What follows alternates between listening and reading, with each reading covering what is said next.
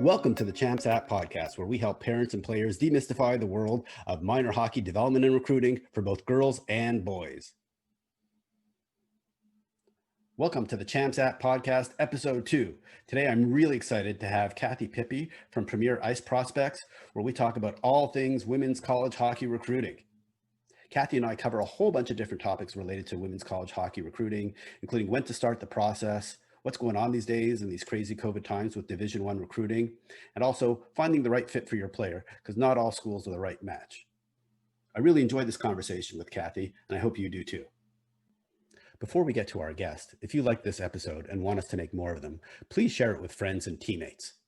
You can also follow, subscribe, and like, and even better, it would be great if you could leave us a review. Now, let's drop the puck and get to the show. So we are really excited to have Kathy Pippy here from Premier Ice Sports. She is one of the leading people who understands college recruiting for women's hockey better than anyone else in North America. And at this point, I'd like to introduce Kathy Pippy. Welcome, Kathy. Hi, thanks, Ray. Thanks for having me. Well, so very happy to have you on the Champs podcast. As a quick introduction, why don't you just walk us through your hockey history and how you got to where you are today in hockey and how you kind of got a passion for the sport? Yeah, so I've been involved now for 15 years in specifically girls hockey. I had a daughter that played, and she was at the time playing boys hockey because that's all that was available to her. We're from Pittsburgh and living here, and she was playing boys hockey here. And, you know, in the summertime, she started to go to some camps and things like that. And so we started to realize that she might have like a decent future in hockey. And so we started to wonder like when she should make the transition to girls hockey, where she would go. And at the time, unfortunately, in Pittsburgh, there was only like sort of like rink hockey teams, not travel girls teams.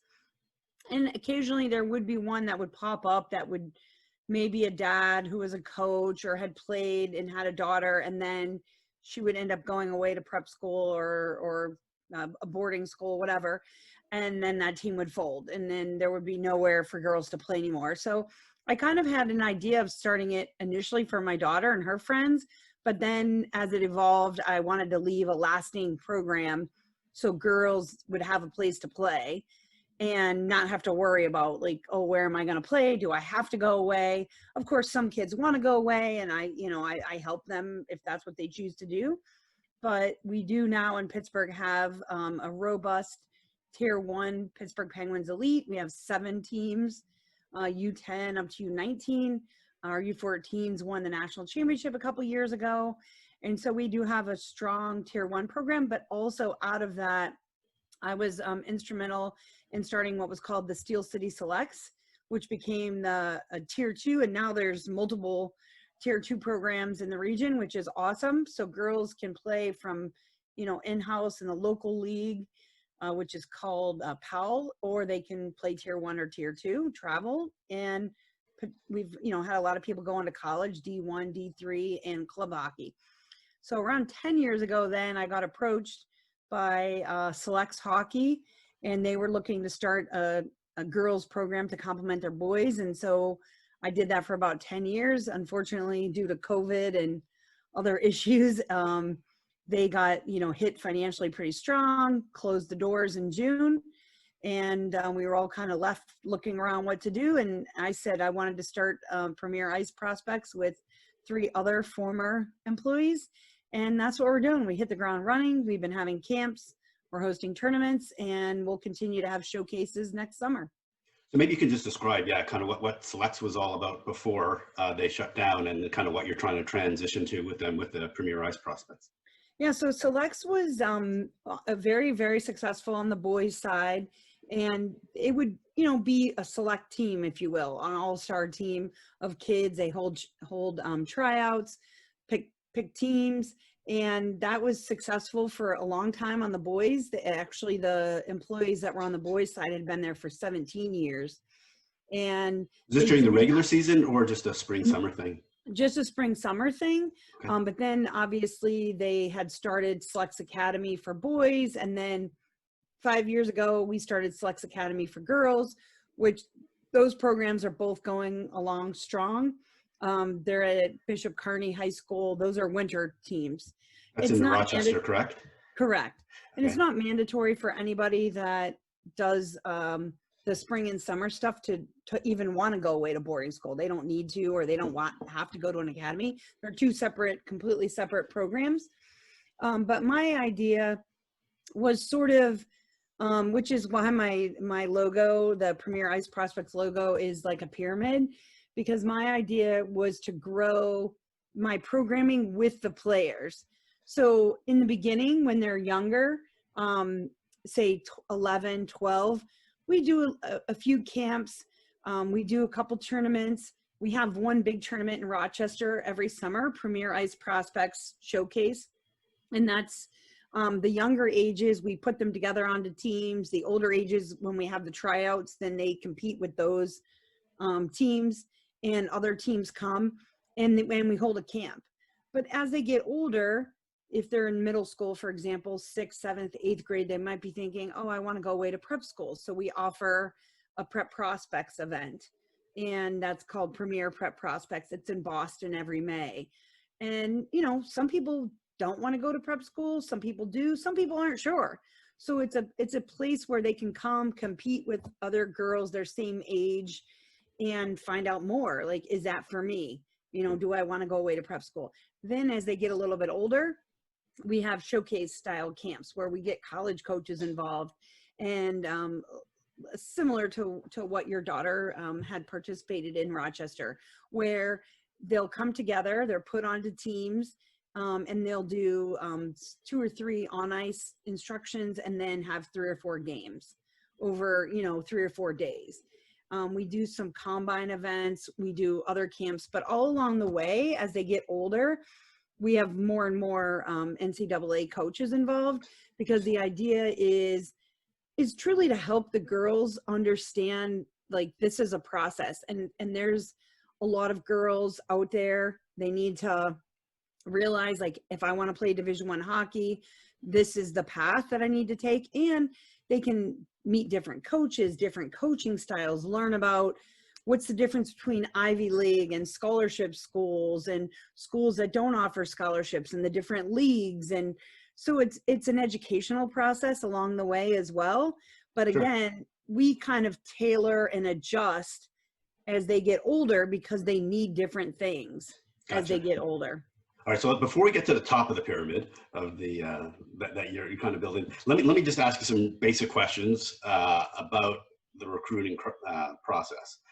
So specifically, you know, since you started 15 years ago, how has the recruiting process changed from what you've seen back in, you know, 05-ish until today?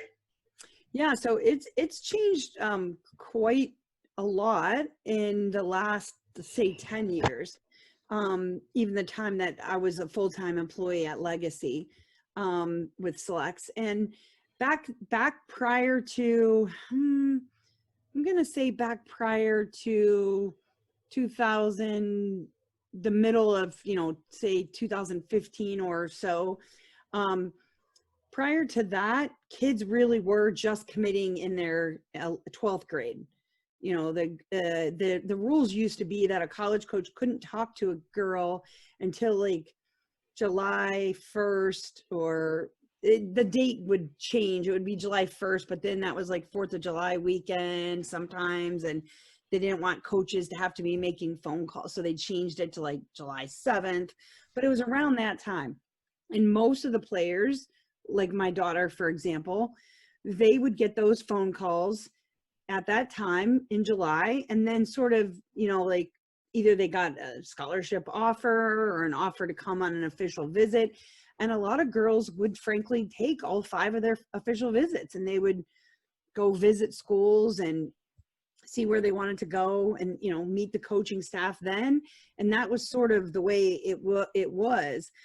And again, college coaches weren't allowed to talk to the kids, except for kids at any time could, or parents could call coaches. So that's what kind of started happening, is it started getting earlier and earlier where the coaches weren't allowed to call them, but kids could call, or they could There's go a to secret handshake on how to do it. third basically. parties such as myself, like, hey, can you please have such and such kid call me at this particular time, whatever. Right. And that was going on for quite some time. And, you know, kids were committing earlier and earlier. And as your research has shown, you know, kids were mainly committing like 9th, 10th grade, you know, at that time. And it was okay, you know, for the better kids, because, you know, they were going to be committing somewhere anyway. Right. But the problem is you know, you have a lot of kids that, you know, they're maybe undersized or not fully developed, or they started late, or late bloomers, however you want to call it. And so they would kind of get overlooked, and schools might get full of their commitments. And so a few years ago, the NCAA came out with the ruling, which went into effect April 15th of 2019, where nobody that was not finished with 10th grade, they couldn't speak to anybody. So at that point, you had a mad rush of a bunch of kids committing.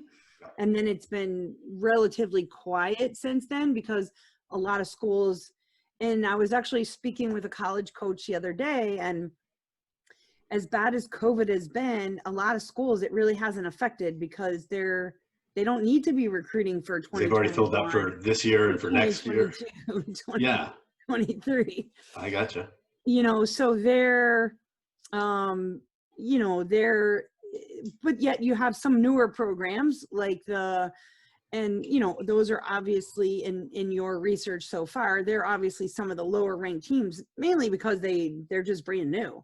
Right. Last year was their first year in existence, and there, you know, there's one of the leagues like Long Island University. Correct. Was that one of them? Yeah.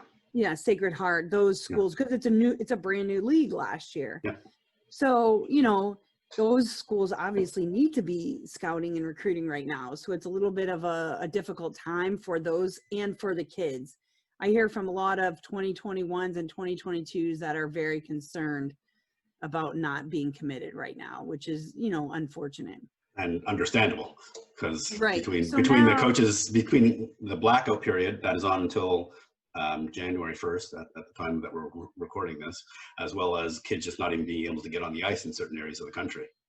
Right. And I have been speaking regularly with college coaches, even, you know, through this time, just getting information, like research for myself, like, well, what are you doing now? When might you be playing games, that sort of thing.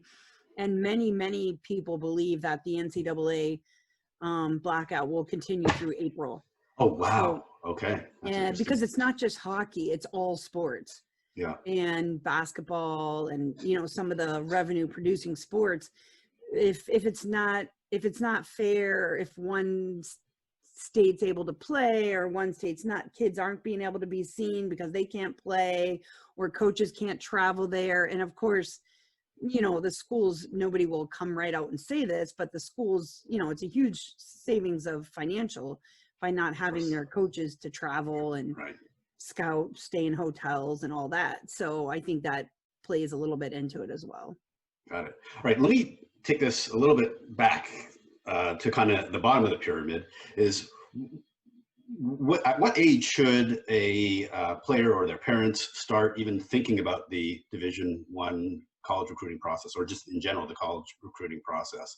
And what, you know, each kid is obviously unique, but what would the typical timeline look like for them as they kind of progress? Like when should they start, you know, actually just researching schools and coaches and potential fits?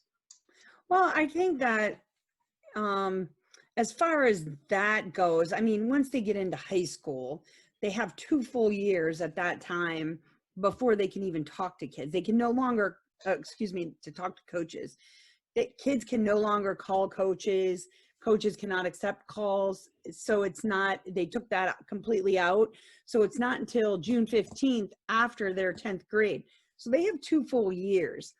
And I think that that's really the time if somebody would be serious. Now that's a long time, 2 full years. But then after June 15th, after grade 10, they're going into 11th grade.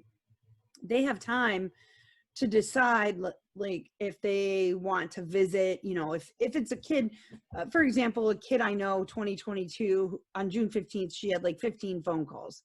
In a normal year, she would then be able to pick, okay, these are the 5 schools that I would like to go visit, and go visit them officially. Yep. The school will pay for her to travel there and, stay overnight in the dorms and get the full experience. Obviously in COVID times, that's not happening. Can I ask you a question about that? Can I actually just back up a second? What happened prior to that June 15th date that got 15 coaches lined up ready to call on that date? What did that player do?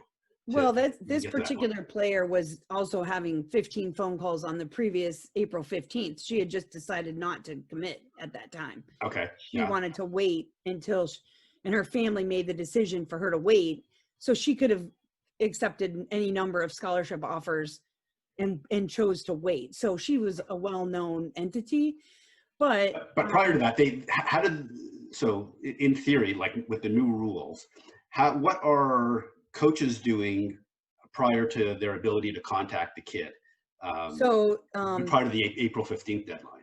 Right. So that's why attending camps and showcases such as the ones that we do at Premier Ice Prospects. I mean, our summer one, for example, in Rochester, we have 20 D1 coaches that attend it, and they're from all the leagues. We have Ivy, we have the top programs, and we have a wide variety, because there's a wide variety of kids. But it's a 4-day event. She was also one that had played in selects. She's in a top program, competing, at the top showcases, where all the college coaches scout in tournaments. So if you look at the schedule of the top programs, then, typically the college coaches follow those programs. They go to those big tournaments. In Pittsburgh, for example, we have a Labor Day tournament. There's a Stony Creek showcases. There's the USA Canada Cup events held in Detroit and Kitchener, Ontario. So those big showcase tournaments are the ones that, all the top programs go to. And of course, USA Hockey Nationals, USA Hockey National Development Camps. In Canada, there's the provincial camps, which are similar to the USA Hockey. Then you have the under 18 national team, programs. And I think that the girls hockey is relatively small as far as the number of players. And so the coaches can get to know kids, pretty quickly.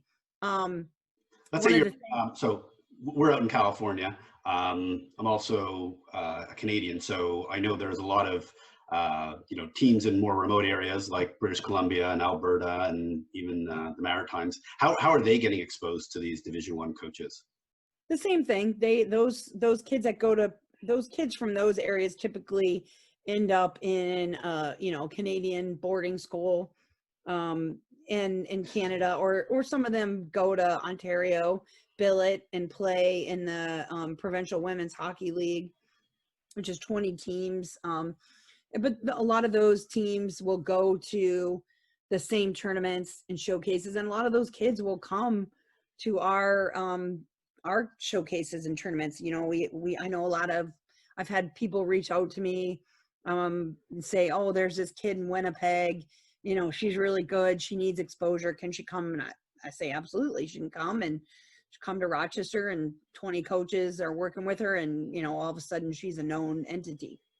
And at these events, is it just the players that talk to the coaches? Do the parents talk to them? Do the coaches put on any kind of seminars or something to talk about their schools and their programs?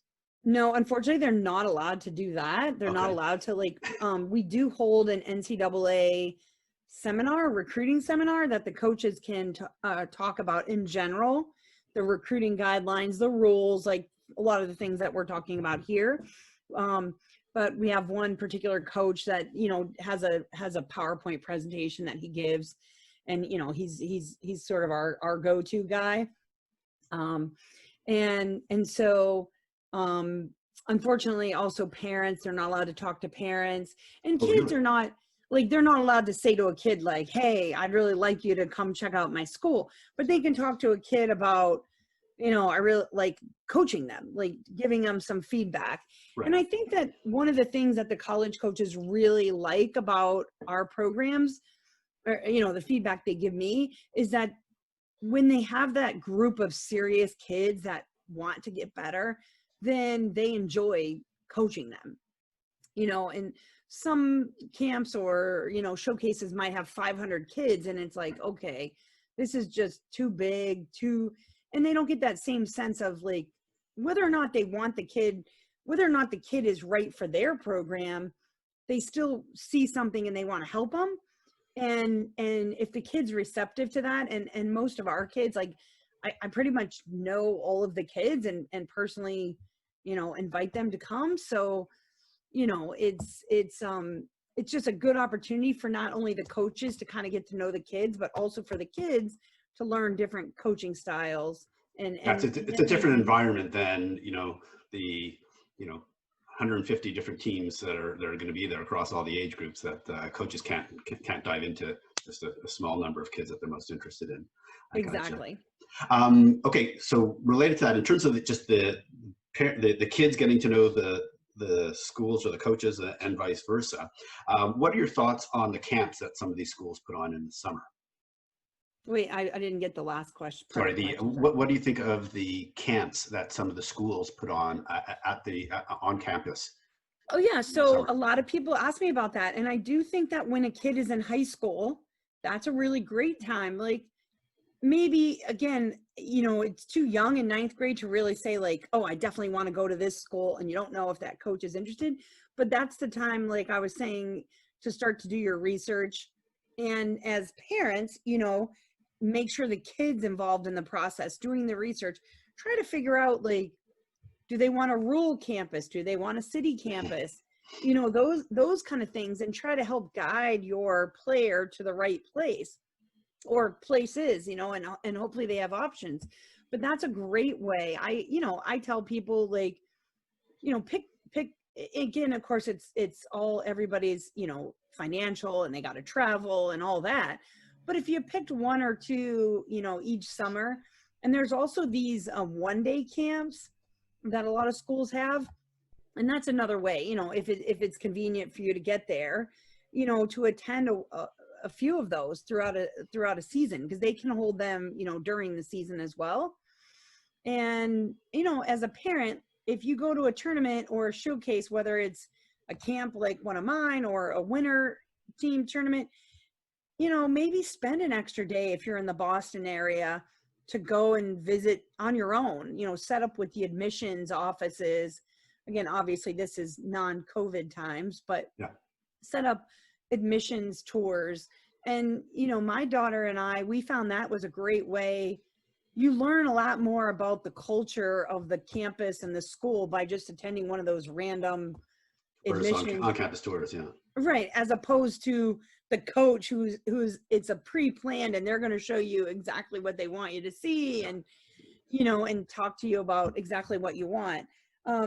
With regard to one other thing I wanted to say, I mean, obviously I think, even ninth grade is a bit early to get stressed about, whether, and I think that's great that the deadline has gotten pushed back to after 10th grade, because it does allow kids to just develop and worry about getting better at hockey than, worried about where, well, no one's talking to me and my friends are being talked to in ninth grade, Yeah, keeping up with the Joneses. Right. But I do think that even, at a younger age, it's not a bad idea to expose girls to the fact that there are other good girls out there, because, at some point the girls do have to make a decision. Am I playing hockey for fun, which is totally fine? Yep. Or am I playing hockey because I want to be a hockey player and commit myself to getting better every day? So this is one of the kind of areas that, that I've been focused on is, well, how do I know how good my kid is, and when do I need to know? Because obviously they're on a development trajectory, like where they are, in grade 8 may not be where, they're going to be in grade 10. They might just, shoot right up, or they might, plateau. how do you start at least gauging how good your kid is relative to the, to the path that it takes to get to a Division I school? Well, I mean, and I think that attending girls camps, elite level camps and events and combine events, just different things to, again, expose them. Like when we have our tryouts for our, spring teams every year, I'll get the phone call from, a very, very well-meaning dad, not a crazy, but, they're from wherever, and like, oh yeah, she plays up like 3 age groups, because it's like, okay, but you don't have really good teams there, Yeah. and they say, oh no, she can only play with older girls. And I always politely tell people, like, look, we prefer girls to play with their own age group, because at the end of the day, that's how they're going to get compared. They're going to get compared to other girls in their own age group. Now in the US and Canada, they don't have this, but in the US we have the the late birthdays that didn't start school, or in New England it's very prevalent that girls will repeat 9th grade, that shirt. sort of, right. Oh, so that's something new to me. So please tell me more about that one, the for prep schools in grade 9 and repeating a year. Yeah, so a lot of girls in New England, it's very, very common, where they'll potentially go to a public school in 9th grade and then repeat 9th grade at a private boarding school. And it's a couple of reasons. One, parents think their kid's not ready to go to boarding school yet. And 2, they intentionally do it, so their kid is then a year older than the average kid in their grade, so to speak. Correct. Yeah. And that's very, very common in the New England area. So that leads into my next question is, how do you think about prep school versus just staying with a good club team? I mean, that's really, to me, a personal preference. There's different avenues for every kid. The New England prep school model is if you attend the New England prep school, you got to follow that model. And it's typically a 3-sport season: fall, winter, spring. And kids are expected to play 3 sports. Like, that's just the New England prep school model. If you're a good player who also wants to play Division I, even Division III, in girls hockey, then you need to be on an outside club team as well. I do see that some of those players who play on New England prep also play like on a Boston area team or somewhere in New England. Yeah. Correct. And that's almost a requirement. I mean, if you're going to play at the college level. Is that because there's just not enough games for prep schools? And their season's really short. Like, it doesn't start until November and ends, by the beginning of March. Got it. And, and also there's varying levels, right? Like, I mean, there's some really great New England prep school hockey programs. And then, there's some that, aren't as good in hockey, but maybe they're really good in something else academically, and some, there's definitely a prep school for each and every girl that's interested. But then so that's one path. Then you have the club model where, places like Detroit, Chicago, even Pittsburgh now, places in New York, you don't necessarily need to go to a prep school or a boarding school, because there's programs, in those, I'll say, more traditional hockey markets. And then you've got the academy model, like a Shattuck St. Mary's or a Selects Academy in Rochester, which they essentially have hockey for 2 seasons. It's the fall and the winter. And then even in the 3rd season, they'll offer, hockey training as a sport, so to speak. But, it's a different path for each and every girl. In Canada, they have more of the club model because they have more concentrated hockey. I mean, in Ontario alone, as your research showed, there's a lot of really good hockey players in Ontario. Etobicoke, Mississauga, lots of exactly. Places, and a kid can play in, novice, Adam, which is our squirts, peewees, bantams, midgets, juniors, all the way up to in Quebec, all the way up to CEGEP until you're almost 20 years old. Well, yeah, in Quebec, of course. Yeah. And that also happens as well. There's kids that do, 11 years of high school or school and then do SAGEP for 2 or 3 years. Yep. So they're entering, college as freshmen at 19, 20. Yeah. So someone who's from Montreal went through that process. I totally get it. It's a different way to do it. What do parents need to know about looking at it kind of overall? Like, I have a 14-year-old daughter. She's just starting this process. What advice would you give to a parent like me, like myself, or someone who's maybe even a year or two behind with their girl who's saying, well, maybe there's something here? What advice would you give to parents like me? I mean, a couple of things. One, I think that as hard as it is, and I've I was a mom, or I am a mom, but I was a mom of a hockey player, and I see the parents, and it's kind of cyclical, because the daughter wants to please the parents, right? And the daughter thinks like, oh, my parents will only be happy if I'm a Division I player, and the kid wants to help the the adult wants to help the daughter achieve their goals, and my daughter wants to play Division I, and I have to do everything in my power. But at the end of the day, not everybody can play Division I, and Division III is equally as, like, when you pull that jersey over your shoulder, you're representing the logo on the front.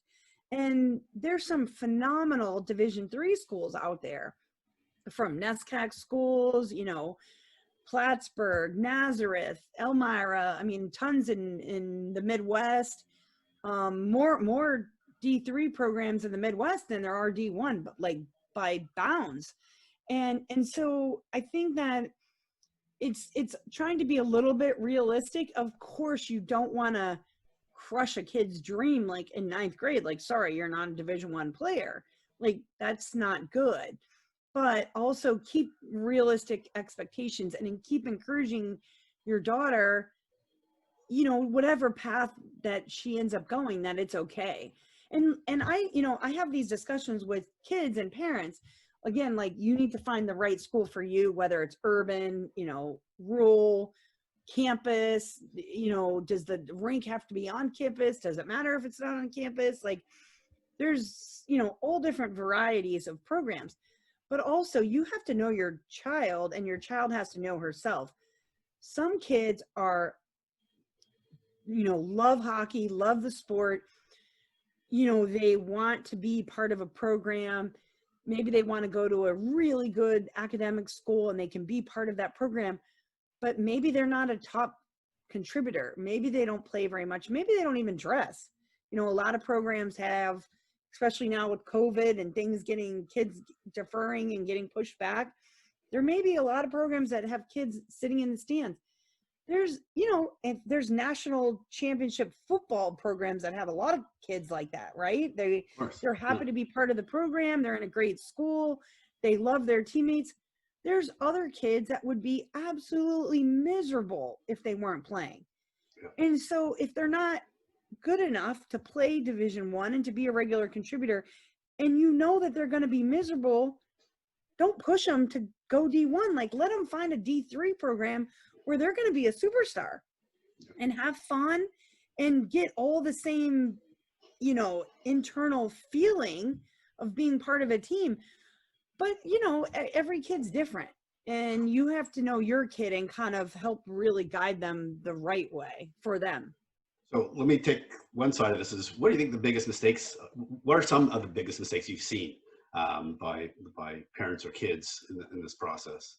I mean, parents always want to, again, it's about making your daughter happy, right? You want to do anything in your power if you can do it. If you can afford it, she can be a walk-on. She doesn't need a scholarship. And at the end of the day, the kid's just not happy.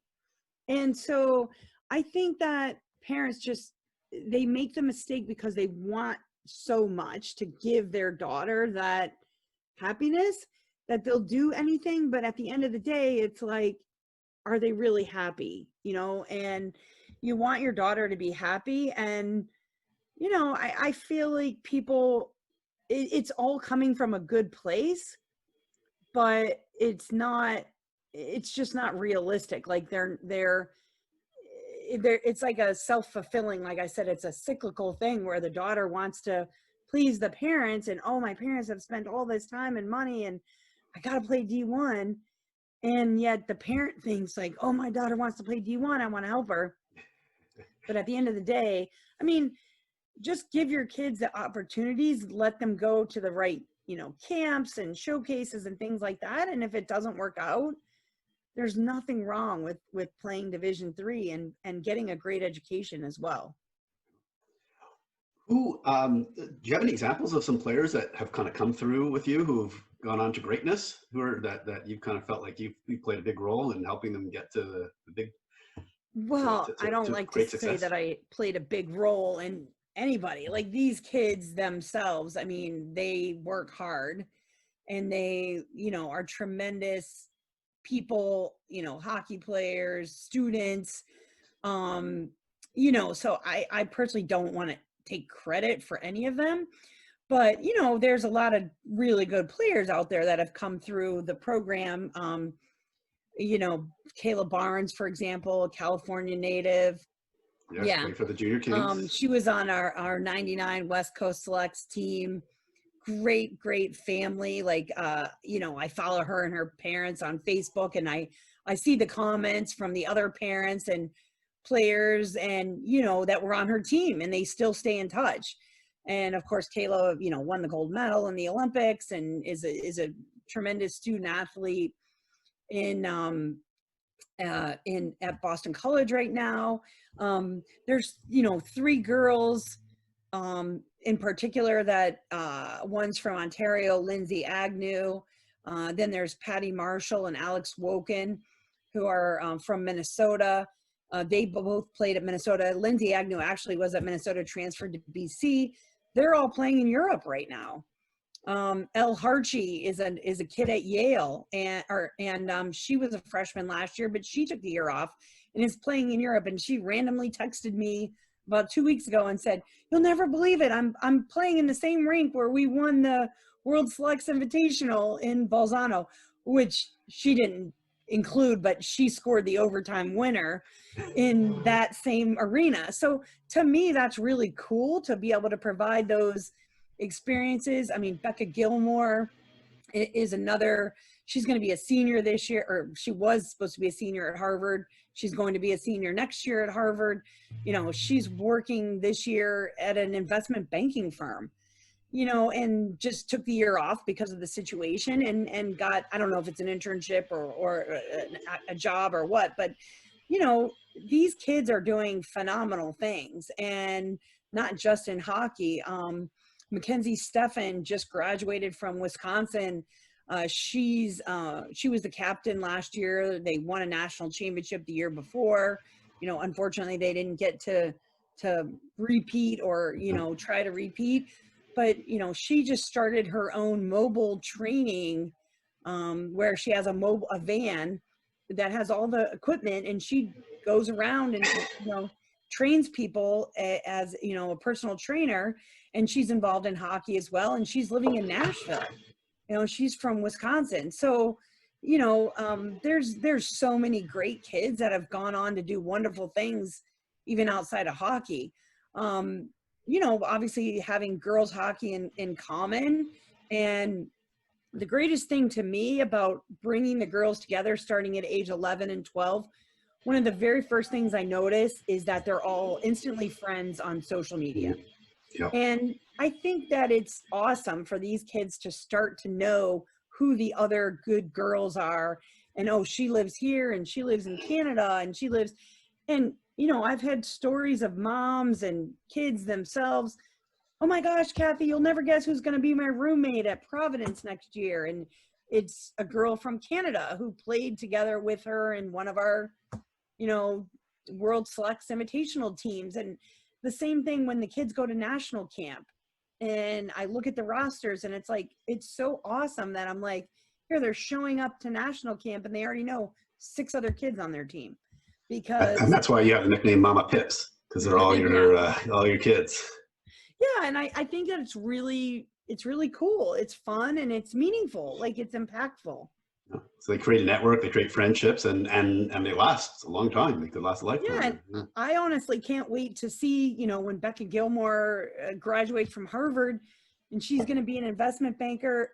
Who knows? Like she might be investing in one of these other girls' businesses, who takes their mobile training company and creates a franchise, model and gets in, to me, those are actual real life skills and that you don't actually teach, but they learn. And just seeing them and making these connections with kids from Europe and all over the country, North America, to me, that's really impactful and helping girls in the process. Wow, that's great.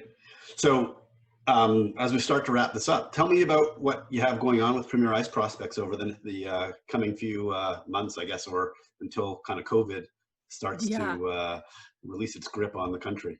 Well, thankfully, we, hit the ground running. We had 6 camps in August, September, October. Some were quite small, but, it's just getting the word out about what we're doing and kind of continuing our mission where there was a need at the time because kids had missed out on a lot of camps and things. So they really enjoyed the opportunity to be able to do that, especially with college coaches involved. And then now our winter programming is mainly tournaments. We host a big tournament over Thanksgiving always in Pittsburgh. We're starting a new tournament in Erie, Pennsylvania in December for 10U and 12U teams only. I kind of looked at the different programming for girls, and to me that was something that was missing. There wasn't a lot of, there's not a lot of 10U teams, period. In the US, obviously, once the border reopens, it'll be easier. But, we're perfectly happy doing a small event if it serves a market. We have the Mrs. Hockey Invitational, which is a specific 12U event. And it's in honor of Mrs. Howe. Yeah, Colleen Howe. So that's something I'm really proud to be a part of. The Howe Foundation supports it. And it was started with legacy. And obviously I'm honored that the Howe family has allowed me to continue that event. We had to move it from Florida because of COVID. They're not giving sanctions, but we're holding it in Charleston, South Carolina, which is my second, well, it's probably my favorite city in America. Nice. But, and then, we have a big tournament in Detroit in February. We have over 50 teams actually signed up right now. And then we kind of start our spring and summer.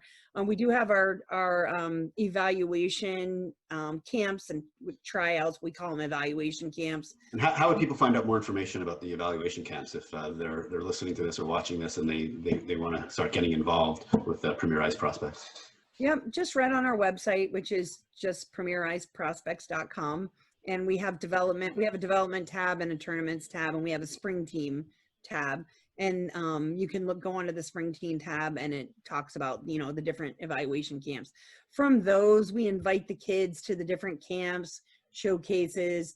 For the youngers, like the 07s and 08s, this year we have Nashville. For a little bit older group, we have Rochester and Vegas. We do 2 different locations, but we also have a combine camp, which is more development focused. Again, that's part of the pyramid in evolving with what the kids need. As they get older, we tend to do more of the showcase style because they have their own training and development programs that they should be heavily working on the off ice, getting stronger in the off season.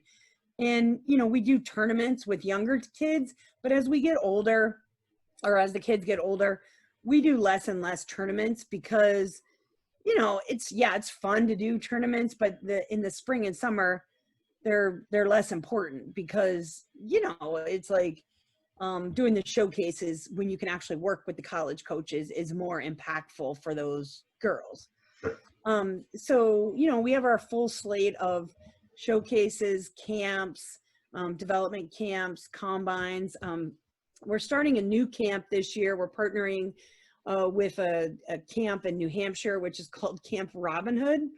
And it's actually a traditional summer camp with everything from water skiing, sailing, horseback riding. My nieces went to that camp a few years ago, so very well aware. Yeah. Yeah, and so from that, they reached out to us and asked if we would provide a hockey component. And so we've been working with them. So the kids will get on the ice every day. And then when they're done, they'll have like training, off ice training and on ice training in the morning, and then get to go and be kids in the afternoon. It'll be our first, foray into it, but a very good hockey family, has 2 daughters that participate with my events. He was familiar with the camp and said, he feels a little guilty because his daughters are hockey. They love it. But he's like, I'd like for them just to have a week in the summer where they can just be kids and have fun. And so he pitched me on the idea, and I went there and visited with the people there, and they're super excited to do it. Yeah. So it's a great camp. I know they'll get lots of Canadians there too. So. Oh yeah. Yeah. Kathy, thank you so much for this. I really appreciate it. You really shared a fountain of knowledge on the girls hockey game and the process for recruiting up to women's college hockey. This is phenomenal. Any last words you want to share? No, I just think that people, parents and kids, enjoy the process. Like, don't feel like you have to do everything, but if your daughter enjoys it and wants to do it, then yeah, give her those opportunities. But at the same time, if it's not her passion, she doesn't want to, that's not what she ultimately wants to, commit herself to doing and working hard every day, then, let them have fun too. Like, and a lot of kids. Yeah, and a lot of kids coming together and playing at that level, that is extremely fun for them. And so that's perfectly fine too. And I just like to see the kids being happy and having fun. And, obviously providing those different opportunities really gives me some enjoyment. But I like to see the kids having fun and wanting to be there. Got it. Well, thank you again, Kathy. This has been great. Really appreciate it, and we'll see you in Rochester, hopefully in June for 2021. Thank you. I hope so too. I really do. It'll be a real bummer if we have to go through another summer like this. Yes, absolutely. All right. Thanks again, Kathy. Thanks, Ray. I really want to thank Kathy Pippy for coming on the podcast today. If you want to learn more about Kathy and Premier Ice Prospects, you can check them out at www.premiericeprospects.com. And remember, if you got something out of today's podcast, we'd really appreciate it if you'd like, follow, subscribe, and leave us a review so we can help share this important hockey information with folks just like you.